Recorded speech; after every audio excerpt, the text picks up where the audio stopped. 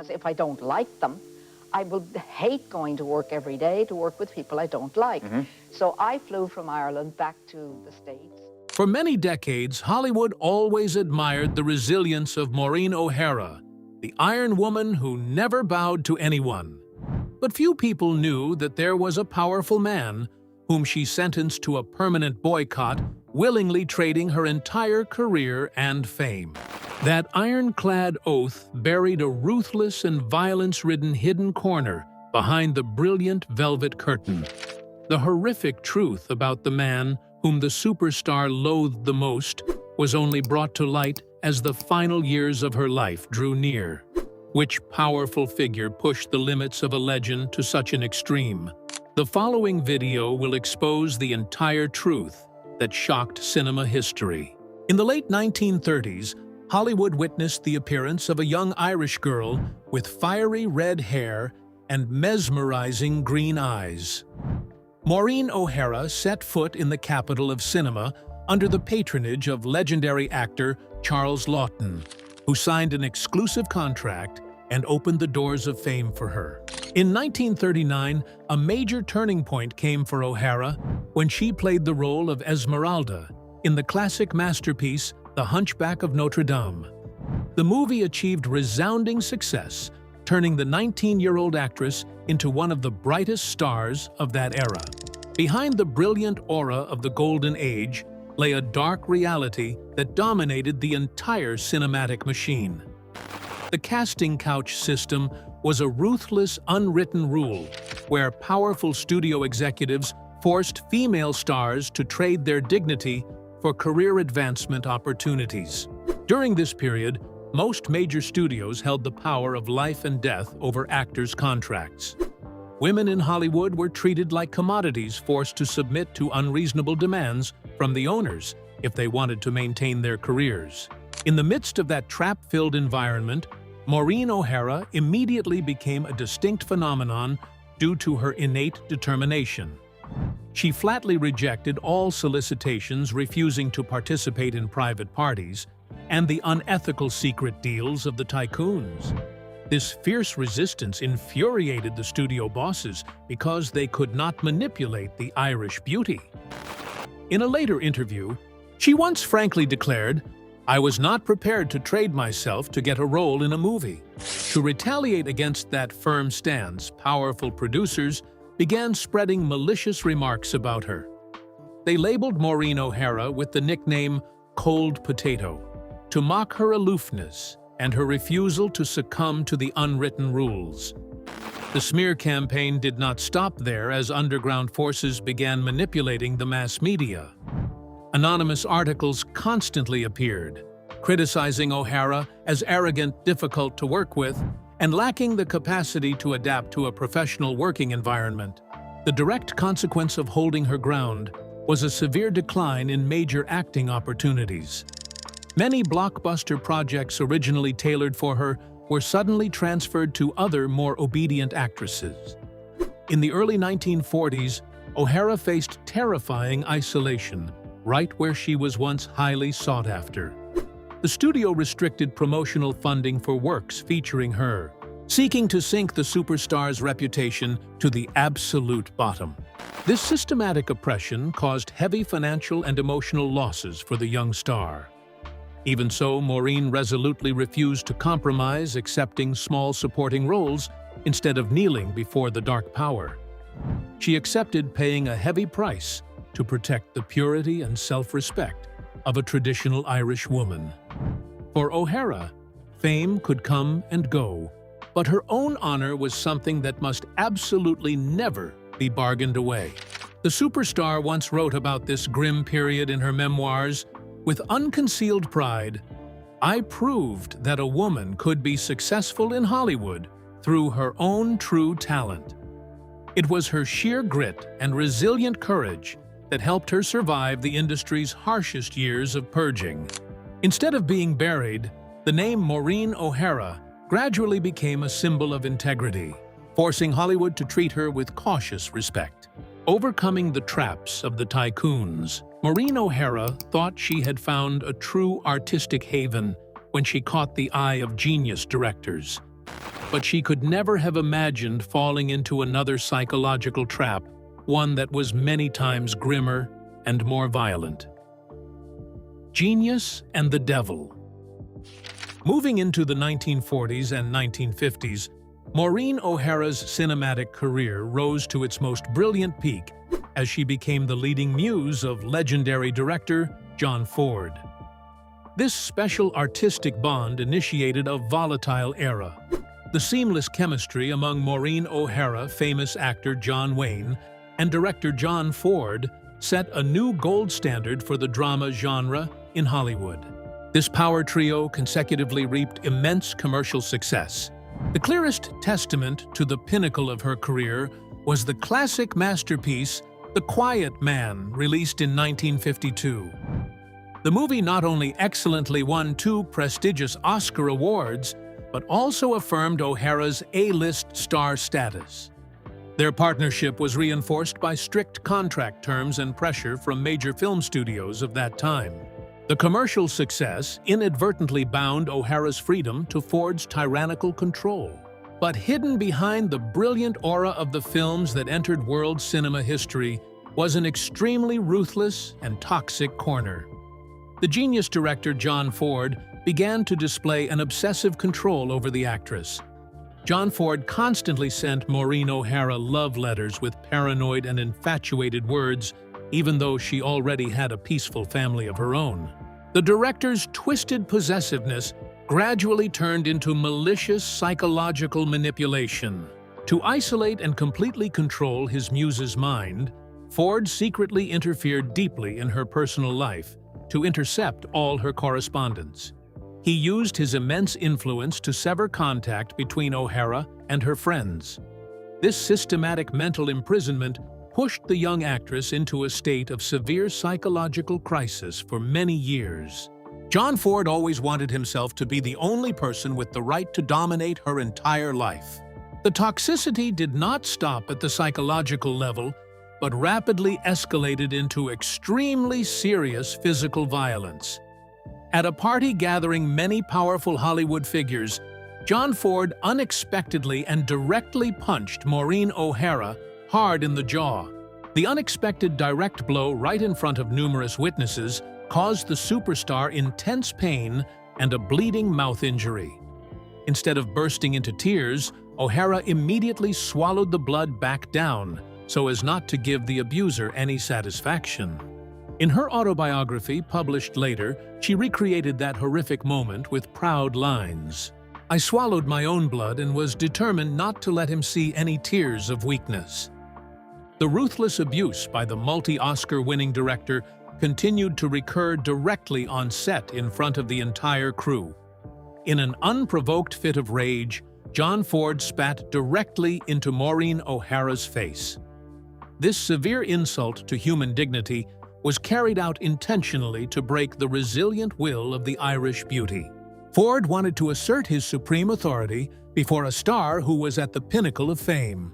Although she suffered profound injuries to both her body and her honor, Maureen O'Hara still chose the path of endurance to continue working. The only reason that helped her overcome adversity was her absolute respect for his artistic talent. The actress once frankly shared her perspective on this toxic man with the media. Even though he was a wicked demon in real life, John Ford was still the best director in the world, and his films are art. That extraordinary patience was proven by her continued collaboration with Ford in a total of 5 major films throughout her career. Every classic masterpiece born was traded with the superstar's sweat. If with John Ford, Maureen accepted enduring for the sake of a genius's caliber for another famous actor, her patience completely collapsed. A single movie was more than enough for her to make the most extreme decision of her career: The Final Limit. In 1947, the prestigious studio 20th Century Fox officially launched a blockbuster film project titled The Foxes of Harrow. This was a highly anticipated work, adapted from the best-selling novel of the same name by writer Frank Yerby. The studio's board of directors decided to grant the lead female role to Maureen O'Hara, who was a box office guarantee star at the time. The male lead was assigned to the British actor Rex Harrison, who had just moved to the cinema capital of Hollywood. The collaboration between these two top names was initially expected by the media to create a massive hit. But right from the very first days of shooting on set, the working atmosphere quickly became tense. The project, The Foxes of Harrow, inadvertently became a fierce psychological battlefield between two completely opposite personalities. This suffocating working environment foreshadowed an irreparable breakdown in their professional relationship. Behind the elegant appearance of a courteous gentleman, Rex Harrison soon revealed his ultimate arrogant and selfish nature. The British actor always considered himself the center of the universe and looked down on the co-stars around him. Many reports from behind the scenes exposed Harrison's stingy and harsh demeanor toward those who were less powerful. He frequently complained about minor perks and always sought ways to cut back on the personal benefits of the staff. The actor treated the subordinate staff in the film crew like a class of serving slaves. Harrison did not hesitate to yell rudely and humiliate the lighting and costume technicians right in front of the crowd. Harrison's patronizing attitude and rude harassment gradually turned him into a terror on set. The lack of respect for the collective workflow left the entire crew deeply outraged and exhausted. Maureen O'Hara's limit of endurance was severely tested through fiery clashes that occurred with dense frequency. The superstar's integrity directly clashed with the unreasonable arrogance from Harrison's side. The climax of the conflict stemmed from the fact that Harrison continuously made derogatory statements that degraded the value of women. O'Hara, a person who always fought for equality, could not tolerate that toxic patriarchal mindset. Every shared scene between them turned into a mental torture as Harrison deliberately used tricks to undermine his co-star. The actor's selfishness shattered the crew's spirit of genuine artistic dedication. O'Hara realized that silently enduring as she did during her time working with John Ford could not be applied to this unprincipled man. The minimal respect for a colleague within her completely vanished after his outrageous behaviors. Immediately after the final cut of the film resounded, Maureen O'Hara took drastic action right away. She marched straight into the offices of the 20th Century Fox studio bosses to deliver an ironclad ultimatum. The superstar decisively declared before the leadership, "I will never stand in the same frame with that man ever again." This affirmation caused a massive shock to the studio owners. O'Hara emphasized that she was ready to accept any heavy financial penalties or long-term contract suspension. To her, protecting her self-respect was more important than any lucrative remuneration from the producers. In later records, she reaffirmed the strict boycott sentence for her terrible colleague. Rex Harrison was the most ill-mannered and rude person I ever had to endure throughout my career. This boycott sentence was thoroughly enforced by Maureen O'Hara for the rest of her life. Hollywood was forced to alter future production plans to avoid placing these two stars next to each other. That ironclad declaration became a solid wall for many decades. Hollywood remained silent, fans grew curious, and that secret was only truly brought to light as the final years of her life drew near. The final confession. In 2004, at the age of 84, veteran superstar Maureen O'Hara unexpectedly published her memoir titled "'Tis Herself." This work immediately created a fierce media earthquake worldwide. The book was not merely diary pages recording the aura of the past, but her belated declaration of war. The actress decided to expose every toxic, dark corner that had been buried in Hollywood. In the twilight stage of her life, O'Hara affirmed that she no longer had any reason to save face for her oppressors. The powerful figures who once suppressed her in the past had all passed away by now. The appearance of this historical document exposed a naked reality about the American entertainment industry. The public, for the first time, gained access to truly authentic materials completely without censorship. In the chapters of the book, Maureen O'Hara dedicated a lot of space to unmasking the extremely sophisticated protection system of major film studios. She explained the reason why she had to silently endure for many decades. During Hollywood's golden age, cinema corporations always possessed absolute power to manipulate the mass media. They were willing to spend huge amounts of money to silence the victims who spoke out. The ultimate goal of this cover-up system was to protect the perfect image of the box office kings of that era. Any leaked scandal could destroy immense revenue streams. The actress revealed that if she had spoken out to accuse them in the last century, powerful studios would have immediately ruined her career.